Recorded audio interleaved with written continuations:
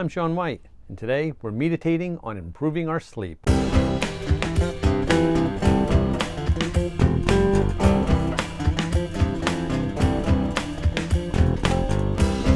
People often tell me that they don't get enough sleep, or they don't get good quality sleep, or they don't sleep through the night. And my first question to them is always, do you have a sleep routine? And the majority of the time, the answer is no, they don't, which is, baffling to me, because sleep is such a huge component of our overall health that it confuses me on why people don't take it more seriously. And I was thinking about that because this coming weekend is daylight savings time, and I've always felt that daylight savings time in the fall is the best time to get your sleep back under control. If you've been going to bed a little bit too late, well, now that's an hour earlier. If you've been sleeping in a little too long, well, now that's an hour earlier. So this is the perfect time to do that. Now, we're not going to talk about fully talk about like creating a sleep routine, because we just don't have the time for that. I run workshops on this that you could participate in. They normally run like 45 minutes to an hour, and because we're trying to keep these videos short, we're going to kind of just look at some basic information on how we can improve our sleep without really delving into it as in depth as I normally go when I'm working with a client. So let's just jump right in and let's talk about the health benefits of sleep, and also talk about a few things that we can do to improve our sleep. Now, I haven't met anybody that hates sleeping, right? They may joke around saying, I'll sleep when I'm dead. But you know what? The reality is everybody likes a good night's sleep. But rarely do we talk about the health benefits of sleeping. Now, this is the period of time during the day that our body gets to restore itself and it gets to rest, right? This is a machine going on.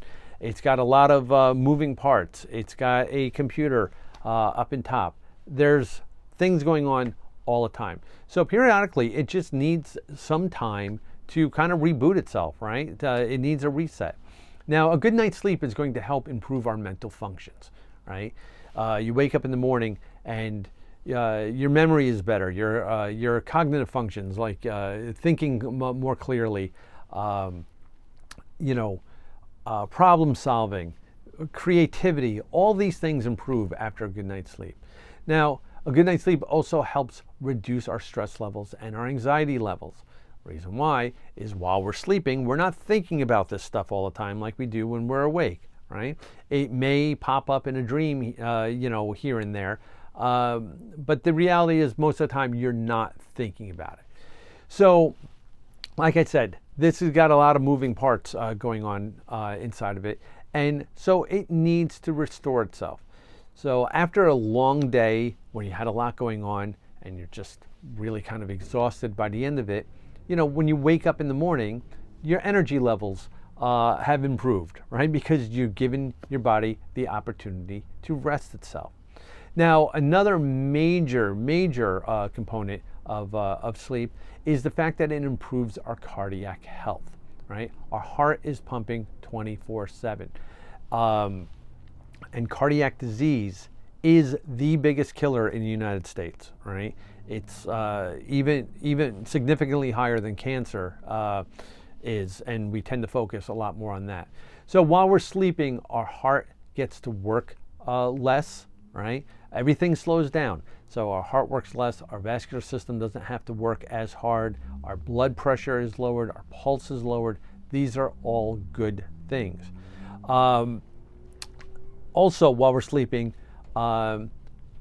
this helps to improve our immune system, right? While we're sleeping, growth hormones are created that help repair tissues and cells. It's been shown that chronic loss of sleep is, one of the reasons for common infections like the cold and or the flu, and if it goes on for long periods of time, it can actually create immunodeficiencies in the body. So we want to make sure that we're getting enough sleep for that. And the last thing is maintaining a healthy body weight, right? When we think about weight, maintaining a weight, losing weight, we tend to focus a lot on diet and exercise. Stress reduction is a huge part of it too, and sleep is a huge part of it as well. So while we're sleeping, our body is producing appetite suppressants called leptins, and and producing less appetite stimulants. Now, if you think about in the news, you're hearing Ozempic and Wegovy a lot. These are appetite suppressants, right? Getting sleep can do that as well. It's not going to be exactly the same, but it's a natural way of doing it rather than taking any sort of like medication. So these are just some of the major health benefits of getting a good night's sleep. So now let's talk about how we can try to improve our sleep. So let's look at a couple of things that we can do to improve our sleep. The first one is going to be avoid eating too late in the evening or too close to your bedtime. The reason why is digesting and metabolizing the food that we eat is a huge undertaking for the body. Now, if we're trying to rest while we're sleeping, if all of our body functions are slowing down, and then we're putting this huge task on our body, it's contradictory. It's just not going to work well. You're going to end up with indigestion. You're going to end up like with poor sleep as your body's trying to like work through all this stuff. So just try to avoid it.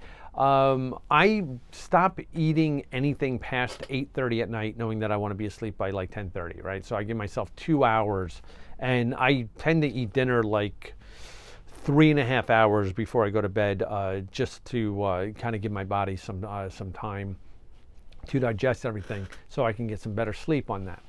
Now the next one's going to be avoid alcohol. That's an unpopular one. I know, and some people are like, but you know, when I have a drink before bed, it helps me fall asleep, faster. And that's true. I'm not going to deny that. Alcohol is a sedative. However, your body is trying to process it and get it out, and it's just going to lead to poor rest. So while you might fall asleep faster, you're not going to have as good a sleep or as fitful sleep as you would without it.